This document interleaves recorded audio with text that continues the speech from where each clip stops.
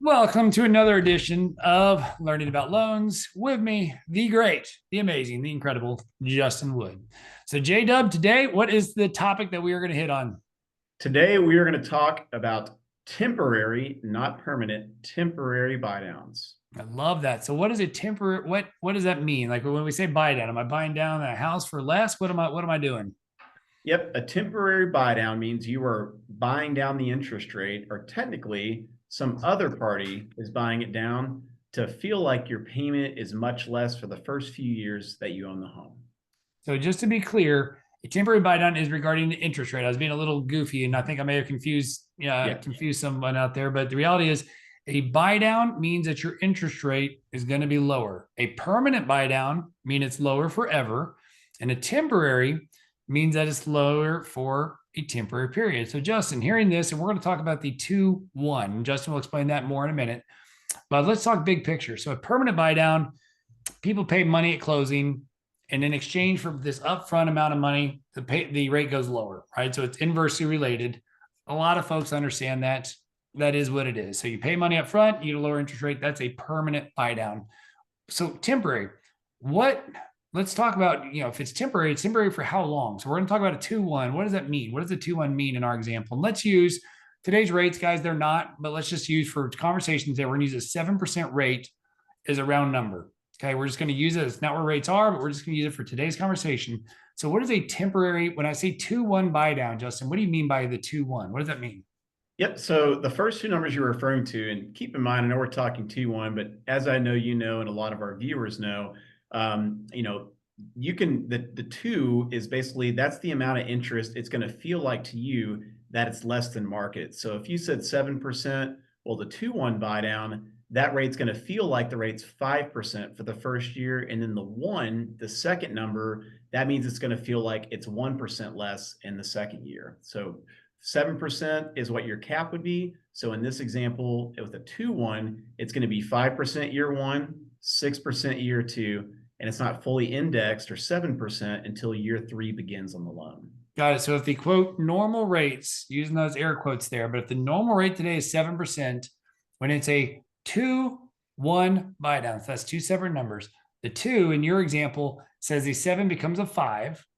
And then the one says that after 1 year, the seven becomes a six in year two. That's the two and the one. And then year after it's at what kind of buy down? So we're talking 2-1. What are some other examples using those weird numbers? What are some other examples of temporary buy downs? Great question. So the biggest one you can do is a 3-2-1 temporary buy down. Not as common, but they are out there. So that's 3% the first year, 2% the second year, 1% lower the third year, and that fully indexed rate or the 7% isn't until year four begins. So in your example, with a 3-2-1 at a 7% rate, that rate's going to feel like it's 4% for the first year you're in that house. Yeah. So again, guys, just to reiterate, 3-2-1 is the biggest one in terms of like the biggest drop. You go from 7 to 4, and then a year later, the 4 becomes a 5 because that's the two. And then a year later becomes a 6 because that's the one. And then it becomes normal at year 4 and beyond. What's the shortest one what's the shortest one that's out there Yep. that gets offered? The shortest one is a 1-0 buy down. So you have 1% lower for the first year. And I forgot you also have a 1-1-1 temporary buy down where it's 1% lower for the first 3 years and not fully indexed till year four begins too. So, but yes, the shortest term is a 1-0 buy down, which frankly, for a lot of first time home buyers or maybe folks moving from another state, they may not want to be in that house longer than 1 year. So that could be a good option for them too. Yeah, so the 1-0 buy down, guys. Also, there was a company out there, big company, that they were actually really smart. And when buy downs became a thing, and when rates after COVID were at 3% going up, that's when these temporary buy downs became a thing. I've been in the business since 2003, long time, and I would almost say, with the after COVID was about the first time these things became really relevant because the market was such that rates went up real fast, and this is a way to kind of combat a higher rate environment when rates potentially can come down. So the 1-0 buy down, this smart big company on the commercials called it their inflation buster. But it's the same thing Yeah. everybody had. They were just really good at marketing and called it Mm-hmm. something different. So to Justin's point, you got the 1-0, which means 1 point lower. So in our example, seven becomes six. And then you got the 1-1-1. So seven becomes six, but it's 6, 6, 6, 7 in year 4. Right. Then Justin, we're going to talk about the 2-1 today, where it's 2 below, then 1 below. And then you got the 3-2-1, which is the big one, because that's a big jump, right? To go from 7 to 4, 5, 6, and then 7 there on. So assuming we got a good understanding of that, Justin, tell me, when would we, and I know I kind of hinted on it, but Yeah. when does a temporary buy down make sense? Like, why would I do it? What's the rate environment? What's the advantage of that's kind of a big question, but let's bite size it. But when is this a good idea to at least start exploring a temporary buy down? Great question. And I would argue right now at this moment in time, we're shooting this video in March 2025, right? Rates they're better than what they were, a year ago. But we're still seeing more of a buyer's market, right? You have a lot of listings that are out there sitting, and the strategy we built this around is, instead of a price reduction or an opportunity for the seller to give you something as a buyer, you can convert that with a sales concession to fund these temporary buy downs. So to answer the question, really it depends on the marketplace, because the second rates drop, buyer demand goes up, all the power shifts back to the sellers. These things are probably going to go by the wayside for a little bit as good inventory pops up and comes off quickly, because frankly, the seller doesn't have to give up anything. But in this example, you can have the sellers give those concessions versus a price reduction, and the savings versus a price reduction, that they're not even close to what that price reduction would be. So what I mean by that, yeah, hold on, I'm going to interrupt you real quick, because I think Justin made a really, really, really, really important part. These sellers are the key component of this. So Correct. in other words, the sellers are the one that fund these temporary buy downs. And we'll get into the mechanics here in a second. But if the seller is not willing to do this, it doesn't matter what you want. It doesn't work. So, and a lot of times in this market, the sellers are new construction home builders that have this money set aside, or their margins that say we can give this. It's hard for the consumer with the existing homes. The existing homeowner, they don't treat it like a business because it's their home. A builder is going to treat it like a business and say, man, we have this money, we have the ability to move a product, and they can help the potential buyer come in and get these artificially lower rates, so that it feels better, or kind of works better to their advantage. So sorry to interrupt you, Justin. So if they do this, the seller pays this money in, and give me some examples of what it looks like. So let's just I'm going to throw out a number. Let's say $500,000 home. And yes, before this, I did tell Justin I was going to give him a $500,000 home example. So if we did a $500,000 home and somebody did a 2-1 buy down, tell me what that looks like from an impact as far as what the buyer experiences after closing. Yep. So if you have a $500,000 home, right, let's stick with that example, and you want a 2-1 buy down, the total cost of that buy down, use a good round number, it's about $9,500, right? So call it 10 grand, right? Yeah, I would say I'm going to need 10 grand. So it's 10 grand to do the 2-1 buy down. How does that, real quick, without getting in too far into the weeds, how does that 10 grand, is it just a number you picked? What is that? How is that number determined? Great question. So the number is calculated based on the difference in in 2-1, right? So you have 7%, we're popping down to 5%. So the principal and interest difference between those two numbers, it's about $514 per month. Let's use $500 round numbers. Yep, so in this case, each month to go from what your payment could or would have been at 7%, that's today's normal rate, to get the 2%, for the first year, that 5%, the savings, what Justin just said, is $200 a month, over $200 a month. We're gonna use 200 round numbers. That's a big deal. Or do you say 500? Oh, 500. Yeah. 500, even bigger, $500 a month savings. So guys, it's not that the bank or mortgage company is giving you free money. That $500 difference, Justin, continue. Where does that go? That $500 goes for the first year. So let's just say 12 months later, it's $6 grand. $500 times 12 is $6 grand. I'm going to guess, I can probably guess, but just for those playing at home, what is that one? So after the first year, 5%, what does that second year look like? What's the difference in payment to go from the 7% normal rate down to that one lower 6? What does that look like each month? Yep. So to keep the math easy, call it 250. It's technically 263, but for 7 to 6%, it's 250 a month, or about $3,000 for the year. Yeah, $3 grand a year, guys. So the first 6 grand ish, right? A little more than that based on the numbers for the rounding. You got about 6 grand, a little over, and then you got about 3 grand. So that's 9 grand and change. That's where that cost is. So it's not that this is a made up number. It's just that difference in interest that's not being paid by you, the home buyer, the homeowner. That's where that number comes up. As they say, if you do the 2-1 buy down, there's about 10 grand that you're not going to pay as the buyer because you're doing the temporary buy down. And that's what gets paid on behalf of the seller, or the seller pays it on behalf of you, the home buyer. So that's where that 10 grand number comes. So at closing, 10 grand shows up, seller pays for it. Then what? So Justin, if they do this out of the gate, their first payment, is it just $500 lower and that's it, and kumbaya? That's exactly right. Yep. You'll get your first mortgage statement in the mail, and the buy down adjustment will be a credit. Love to see credits on a mortgage statement, right? It'll be a credit for $500, and then it'll show the total monthly payment due, which is based on the temporary buy down agreement you negotiated. So if we do this for 2 years, I went from, I had $500 lower, and then 12 months later, not the end of the world, but then it's a $250 lower payment because it goes up, right? It goes up to make up for that, because now the rate goes up that one. Right. So now we're sitting at 6%. 2 years go by. What happens on year three? Yep. So the start of year three, pending that rates haven't gone down right before that threshold, hopefully they're not sitting above, that 6% threshold. But if they are, then it goes to that fully indexed rate of 7% when year three starts. But I use that term fully indexed. Let me be clear. This is not an ARM product, right? This amount is not going to change for the first 2 years of by the way, I think it could be an ARM, but what Justin and I are talking about is a plain vanilla, air quotes, plain vanilla 30-year fixed rate, right? Fannie Mae, Freddie Mac, like not a goofy product. Justin's just saying that the technical term is fully indexed, but meaning the normal 7% by when year three hits, it's just a normal mortgage at 7% for the rest of the time. Now, Justin, you did allude to what you just said was if rates haven't come down. Why do you say that?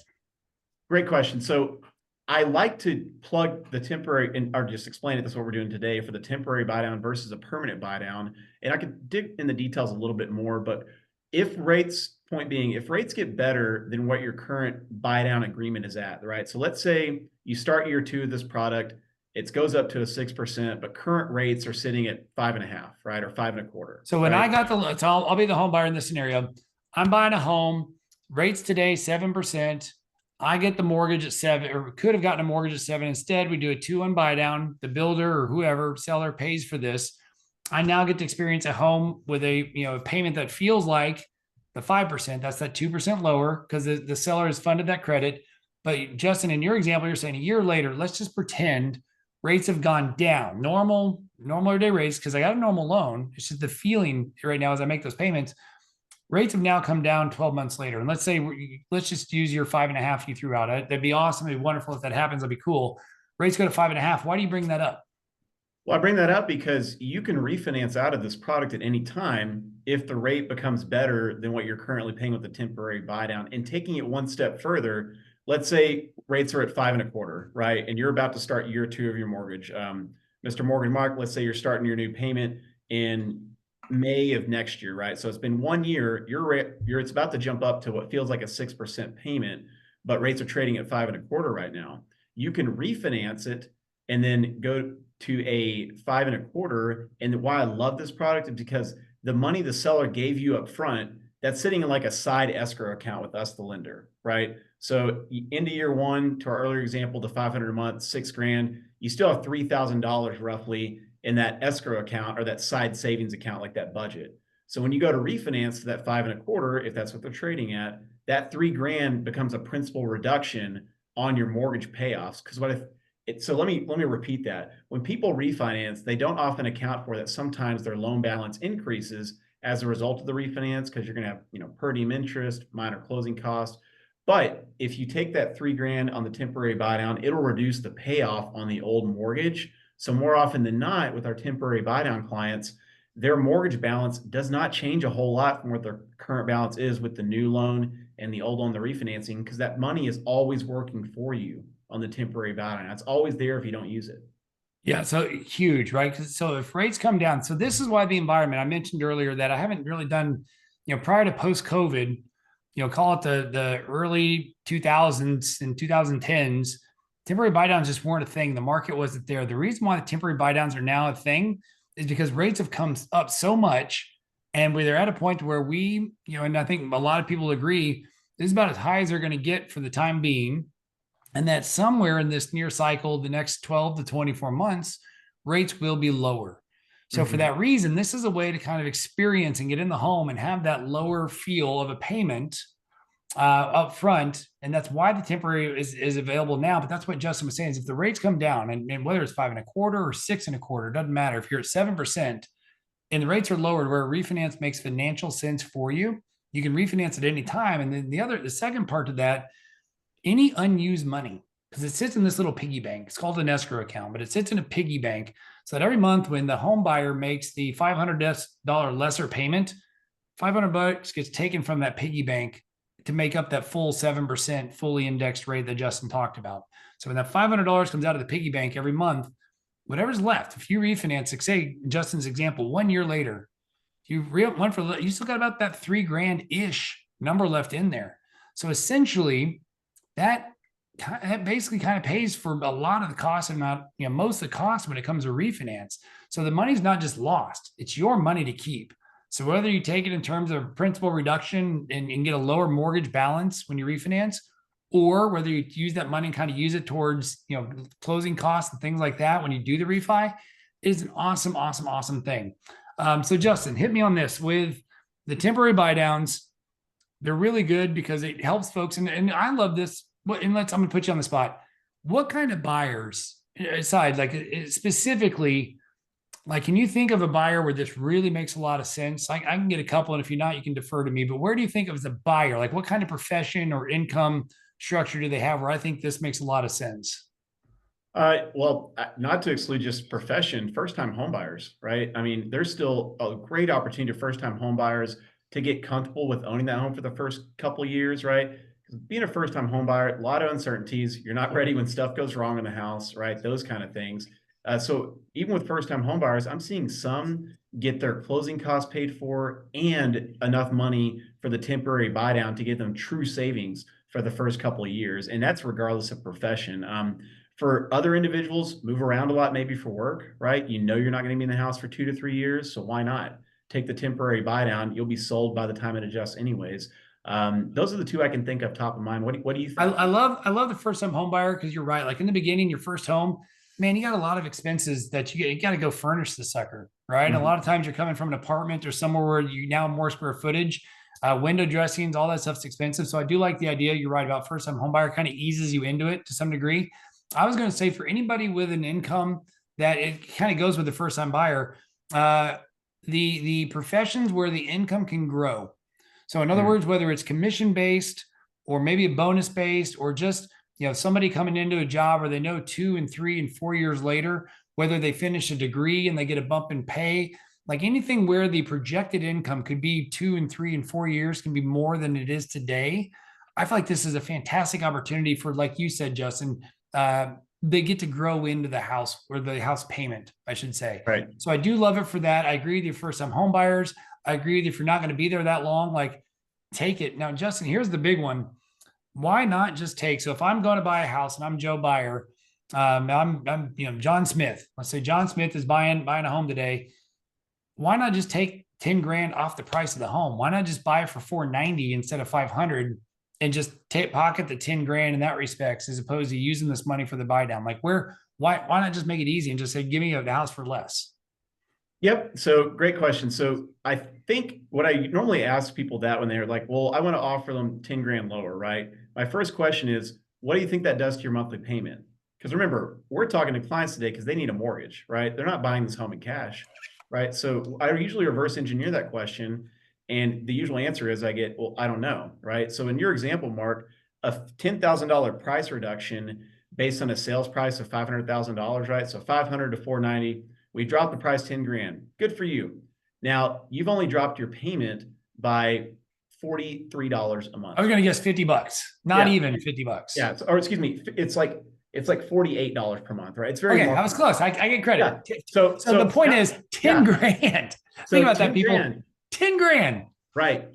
$48. So now let me take it a step further. Would you rather save $48 per month, Mark, or would you rather amortize that $48 over $10,000, right? To see your payback window. So $10,000 divided by $48, right? In the monthly savings, like it's 208-month payback window. I realize that doesn't make sense. That's, there's a lot of other factors at play, but the point being is that it's a 30-year loan we're doing here, right? So that 10 grand is not going to make a whole lot. Why not? And not to mention, once you've reduced that price, we haven't even talked fixed costs, right? Title policy, things like that, because the seller's already given you the 10 grand price reduction, right? They're not paying for title, any of the other stuff at that point. They've already given you something, and it may weaken your ability to negotiate repairs or further seller concessions following home inspections, right? During the option period. Yeah, I just want to drive that point home about just instead of the break even. So 10 grand, if somebody says, man, I'm going to pay 490 for the house versus a 500 grand, the difference in payments, $50, right? A little less, but let's call it $50. So if you figure that $600 a year, by the time you're like, well, I'm going to pay interest on that 10 grand because I'm paying 10 grand more for the home to $600 a year. I mean, that's a long time. That's not, that's a long time. So even 10 years, it's 6 grand. Right. So it's not like you're paying some crazy amount of extra interest doing that extra 10 grand. The other argument I understand is valid, which is, hey, well, when I go to sell the house, I'm going to owe 10 grand more than I should have, would have, could have. Right. So I get that to say, well, if I buy it for 500, when I sell it, if I sell it for 550, I only make 50 grand versus, for 60,000, I buy it for 6 grand less. But at the end of the day, you're going to ultimately pay to some degree. But again, the goal of these temporary buy downs is to get somebody in where they have that extra cash flow, right? Where just, it feels better. They can manage their cash. Look, at the end of the day, if you want to put down the extra $500 towards your mortgage because you just want to, cool, you can. But I think the opportunity here is tremendous to give them an opportunity to potentially refinance if and when rates get lower, use any unused cash for a potential refinance. Great for the first-time buyers. Great for somebody that understands their income could be going up. Great opportunity for somebody that just needs a little help, right? Maybe brand new kid, right? New parents could be a good one. Or kid just went to private school, or kid just went to college. Like something where there's a temporary need to create a little cash flow, and the sellers can essentially help do and create that. So it is a great, great program. If somebody just says, man, I don't care, and they got more money than God, and they don't care about the $500, good for them. Like, go ahead and do the permanent, take the 490 in our example instead of the 5. But for, I'd say, the majority of folks where cash flow is a big deal, I think this is a really great program. J-Dub, anything I missed on this or anything you want to hit for the recap to bring this home? One thing I forgot to mention too, let's say with the temporary buy down, you can actually combine that with a permanent buy down too. So your cap rate is lower as well, right? So let's take your other example of the 2-1 temporary buy down. Let's say instead of a 10 grand seller concession, you negotiate a $15,000 concession, right? So 15 grand, you can take 5 grand of that and make the cap rate down from like 7%, paying a point, down to like 6.5%, right? So in other words, use some of that money. So in Justin's new example, that extra 5 grand they're giving you, just instead of starting at 7, pay that money to buy your rate down to 6 and a permanent buy down, meaning your rate will forever be 6 on that 30-year fixed rate mortgage. Right. Use that 5 grand and then do that. So in the examples where 6 with the 2, now your payment for the first year is a 4% feel instead of the 5. Right. So you can do both. One last thing. There are limitations. We're not going to go into it. Seller concessions depends on your product and down payment. How much the seller can give. Like the seller can say, I want to give you 50 grand.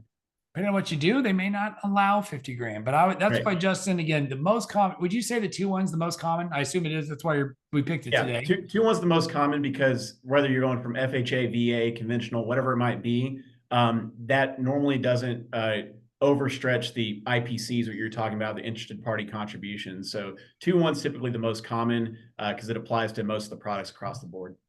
Yep. So long story short, guys, here's the biggest thing. If you're not sure, call us. Justin's, we got a fancy worksheet. It puts it to where it's pretty simple right in front of you. We're not showing it just because we don't want to get in trouble with numbers. Because again, these are not, we're not a commitment to lend. This isn't APR stuff. We're just giving you out some rough numbers so that you can understand conceptually how this works. But if you do have questions, Justin's the man. And if obviously we're all here on the Mortgage Mark team, but J-Dub, as always, my man, I appreciate you. Thanks for watching. We'll see you on the next Learning About Loans.